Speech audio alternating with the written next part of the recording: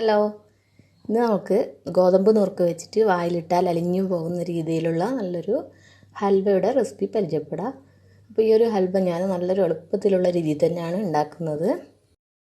അപ്പോൾ ഈ ഒരു സോഫ്റ്റ് ആൻഡ് യമ്മി ആയിട്ടുള്ള ഗോതമ്പ് നുറുക്ക് ഹൽവ നമുക്ക് എങ്ങനെയാണ് തയ്യാറാക്കിയെടുക്കാൻ നോക്കാം. അപ്പോൾ അതിന് വേണ്ടി ഞാനിവിടെ മധുരത്തിന് വേണ്ടിയിട്ട് 4 അച്ച് ശർക്കര എടുത്തിട്ടുണ്ട്.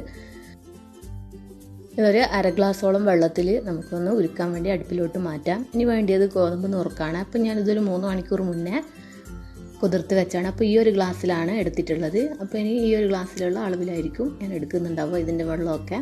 അപ്പോൾ ഇത് നന്നായിട്ടൊന്ന് കഴുകിയിട്ട് നമുക്ക് മിക്സിയുടെ ജാറിലോട്ട് ഇട്ട് കൊടുക്കാം.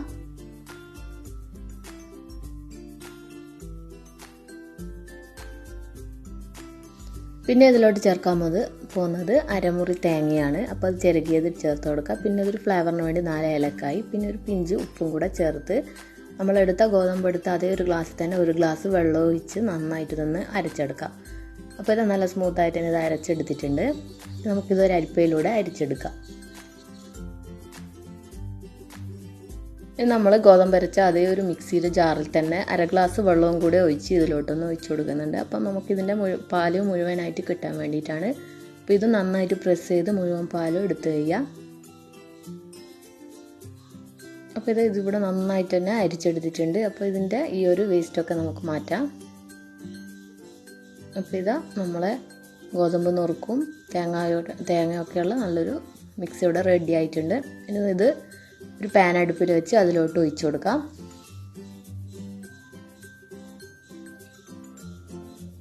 അതിനുശേഷം ഇതിലോട്ട് നമ്മൾ ഉരുക്കാൻ വെച്ചിരിക്കുന്ന ശർക്കര എടുത്ത് ഒരു അരിപ്പയിലൂടെ ഒഴിച്ചു കൊടുക്കണം.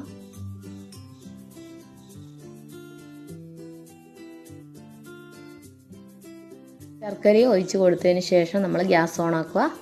അതിനുശേഷം മീഡിയം ഫ്ലെയിമിലിട്ട് ഇതൊന്ന് ജസ്റ്റ് ഒന്ന് കുറുക്കിയെടുക്കണം. അപ്പോൾ ഇത് പെട്ടെന്ന് തന്നെ തിക്കായിട്ട് വരും ഗോതമ്പ് നുറുക്കായതുകൊണ്ട് തന്നെ. അപ്പോൾ മീഡിയം ഫ്ലെയിമിലിട്ട് ഇതേപോലെ കൈവെക്കാതെ ഒന്ന് ഇളക്കി കൊടുക്കുക. അപ്പോൾ ഇതാ നമ്മളെ ഹൽവയുടെ കൂട്ടി ഇവിടെ ചെറുതായിട്ടൊന്ന് കുറുകി വരുന്നുണ്ട്.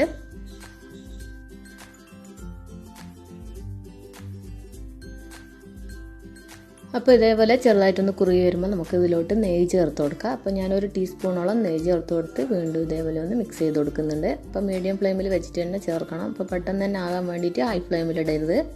അപ്പോൾ ഇത് കറക്റ്റായിട്ട് വരില്ല. അപ്പോൾ മീഡിയം ഫ്ലെയിമിലിട്ടിട്ട് ഇതേപോലെ നന്നായിട്ടൊന്ന് മിക്സ് ചെയ്ത് കൊടുക്കാം. അപ്പോൾ ഇത് ഞാൻ വീണ്ടും ഒരു ടീസ്പൂണും കൂടെ നെയ്യ് ഒഴിച്ച് കൊടുക്കുന്നുണ്ട്. അങ്ങനെ ഞാനിവിടെ 4 ടീസ്പൂണോളം നെയ്യാണ് ചേർത്ത് കൊടുക്കുന്നുള്ളത്.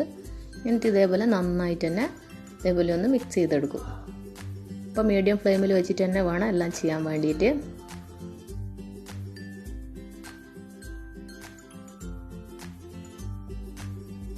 അപ്പോൾ ഞാൻ ഇതിന് മുന്നേ ആയിട്ട് ഒരു വീഡിയോ കൂടി ചെയ്തിട്ടുണ്ട്. 2-3 വീഡിയോ ഹൽവയുടെ തന്നെ ചെയ്തിട്ടുണ്ട്. അതേപോലെ ഒരു കിണത്തപ്പത്തിൻ്റെ ചോറ് കൊണ്ടൊക്കെ ഉണ്ടാക്കുന്ന അതൊക്കെ നല്ല ടേസ്റ്റി ആയിട്ടുള്ളൊരു റെസിപ്പിയാണ്. അപ്പോൾ അതൊക്കെ കാണാത്തവരുണ്ടെങ്കിൽ ഒന്ന് ട്രൈ ചെയ്ത് നോക്കാം കേട്ടോ. ഞാൻ അതിൻ്റെയൊക്കെ ലിങ്ക് ഡിസ്ക്രിപ്ഷനിൽ ഇടാം കേട്ടോ. അപ്പം അതേപോലെ ഞാൻ അമൃതം പൊടി വെച്ചിട്ടും ഹൽവ ചെയ്തിട്ടുണ്ട്. അപ്പോൾ അതൊക്കെ കാണാത്തവരുണ്ടെങ്കിൽ എന്തായാലും ഞാനിതിൻ്റെ ലിങ്ക് ഡിസ്ക്രിപ്ഷനിലിടാം. പിന്നെ ഈ ഒരു സമയത്ത് നമുക്ക് കുറച്ച് അണ്ടിപ്പരിപ്പോ അല്ലെങ്കിൽ നിങ്ങൾക്ക് ഇഷ്ടമുള്ള ഏതെങ്കിലും ഒരു നട്ട്സോ അല്ലെങ്കിൽ തേങ്ങാക്കൊത്തോ എന്ത് വേണമെങ്കിലും നിങ്ങൾക്ക് ചേർത്ത് കൊടുക്കുക. അപ്പോൾ നിങ്ങളെ ഇഷ്ടമുള്ള അനുസരിച്ച് എന്താ നിങ്ങൾക്ക് താല്പര്യം വെച്ചാൽ അത് ഈ ഒരു സമയത്ത് ചേർത്ത് കൊടുത്ത് നന്നായിട്ട് ഇതേപോലെ ഒന്ന് മിക്സ് ചെയ്ത് കൊടുക്കുക. അപ്പോൾ ഇത് നമ്മൾ ഹൽവയുടെ ഒരു പരുവാകുന്നത് വരെ ഇതേപോലെ ഇങ്ങനെ മിക്സ് ചെയ്ത് എടുക്കണം.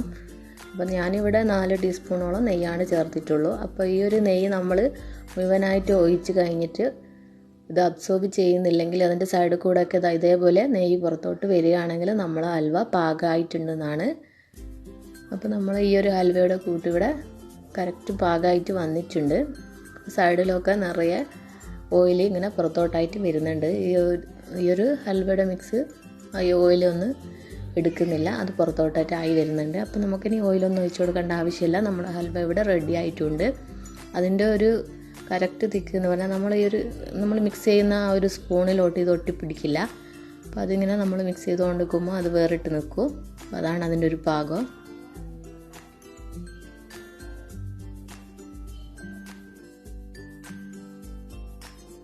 അപ്പോൾ ഇതാ ഇനി നമുക്ക് ഗ്യാസൊക്കെ ഓഫ് ചെയ്യാം. അപ്പം ഞാനിത് എടുത്തിട്ടുണ്ട്. അപ്പോൾ ഈ ഒരു കളർ ഇപ്പം കാണുന്നത് ഞാൻ നേരത്തെ ലൈറ്റ് കുറവായതുകൊണ്ട് ഫ്ലാഷ് ലൈറ്റ് ഇട്ടത് കൊണ്ടാണ്. അപ്പോൾ ഇതാണ് അതിൻ്റെ കറക്റ്റ് കളറ്. ഇപ്പം ഞാൻ ഈ കാണിക്കുന്ന കളറാണ് ഇതിൻ്റെ കറക്റ്റ് കളറ്. അപ്പോൾ ഇത് ഒട്ടും തന്നെ ഓയിൽ ഇപ്പം എടുക്കുന്നില്ല, അത് മൊത്തമായിട്ട് പുറത്തോട്ട് തന്നെ ആയി വരുന്നുണ്ട്. അപ്പോൾ ഇതൊരു കറക്റ്റ് പരുവാണ്. ഇനി നമുക്ക് ഏതൊരു പാത്രത്തിലാണ് നമ്മൾ സെറ്റ് ചെയ്യാൻ വെക്കുന്നത് അതിലോട്ട് വെച്ച് കൊടുക്കാം. ഞാനിവിടെ കുറച്ച് തേങ്ങയും അതേപോലെ അണ്ടിപ്പരിപ്പും വെച്ചിട്ടുണ്ട്. അതിലോട്ട് ഈ ഒരു മിക്സ് ഒന്ന് വെച്ച് കൊടുക്കാം. നമുക്ക് ഈ ഹൽവയുടെ മോൾ ഭാഗത്ത് സ്പൂണോ അതല്ലെങ്കിൽ ഇതേപോലെയുള്ള സ്പാച്ചില വെച്ചിട്ട് നമുക്ക് ഇതേപോലെ ഒന്ന് ലെവൽ ചെയ്ത് കൊടുക്കാം.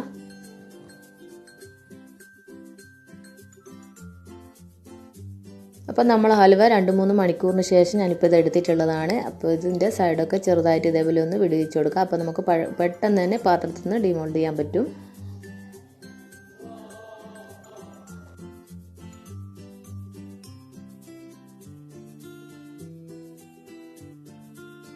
ഇനി നമുക്കിതൊരു പ്ലേറ്റിലോട്ട് മാറ്റി കൊടുക്കാം. അപ്പോൾ ഇതാ നമ്മളെ യമ്മിയും അതേപോലെ ടേസ്റ്റി ആയിട്ടുള്ള നല്ല സോഫ്റ്റ് ആയിട്ടുള്ള വായിലിട്ടാൽ അലിഞ്ഞു പോകുന്ന ഗോതമ്പ് നുറുക്കിൻ്റെ ഹൽവ ഇവിടെ തയ്യാറായിട്ടുണ്ട്. അപ്പോൾ എന്തായാലും നിങ്ങളിതൊന്ന് ട്രൈ ചെയ്ത് നോക്കണം, ഇഷ്ടമാവും, നല്ല ടേസ്റ്റുമാണ്. അതേപോലെ ഈസിയാണ് ഇത് ഉണ്ടാക്കാൻ വേണ്ടിയിട്ട്. എനിക്ക് ഏകദേശം ഒരു അരമണിക്കൂറോളം എടുത്ത് ഇത് ഉണ്ടാക്കാൻ വേണ്ടിയിട്ട്. അപ്പോൾ അരമണിക്കൂർ എടുത്താലും ശരി നമുക്ക് കറക്റ്റ് നല്ല പെർഫെക്റ്റ് ആയിട്ടുള്ള ഒരു ഹൽവ തന്നെ കിട്ടും. നല്ല ടേസ്റ്റാണ് കേട്ടോ, ഞാൻ വെറുതെ പറയല്ല. അപ്പോൾ എല്ലാവരും ഇതൊന്ന് ട്രൈ ചെയ്ത് നോക്കണം. ഈ ഒരു രീതിയിൽ നിങ്ങൾ ചെയ്തിട്ടില്ലെങ്കിൽ എന്തായാലും ഈ ഒരു രീതിയിലൊന്ന് ട്രൈ ചെയ്ത് നോക്കാം കേട്ടോ. അപ്പോൾ നിങ്ങൾക്ക് എൻ്റെ വീഡിയോ ഒക്കെ ഇഷ്ടമായെന്നുണ്ടെങ്കിൽ ലൈക്ക് ചെയ്യുക, അതേപോലെ കമൻറ്റ് ചെയ്യുക. പിന്നെ സബ്സ്ക്രൈബ് ചെയ്യാത്ത ആരെങ്കിലും എൻ്റെ ചാനൽ കാണുന്നുണ്ടെങ്കിൽ സബ്സ്ക്രൈബ് ചെയ്യുക കേട്ടോ. ഇപ്പോൾ ഞാൻ നേരത്തെ പറഞ്ഞ പോലെ മുന്നേ ഇട്ട വീഡിയോസിൻ്റെ ഒക്കെ ലിങ്ക് ഞാൻ ഇത് ഡിസ്ക്രിപ്ഷൻ ബോക്സിൽ ലിങ്ക് കൊടുക്കാം കേട്ടോ. അപ്പോൾ അതൊക്കെ കാണാത്തവരുണ്ടെങ്കിൽ ഒന്ന് കാണുക. അപ്പോൾ ഇതേപോലുള്ള എളുപ്പത്തിൽ ഉണ്ടാക്കാൻ പറ്റുന്ന റെസിപ്പീസ് ആയിട്ട്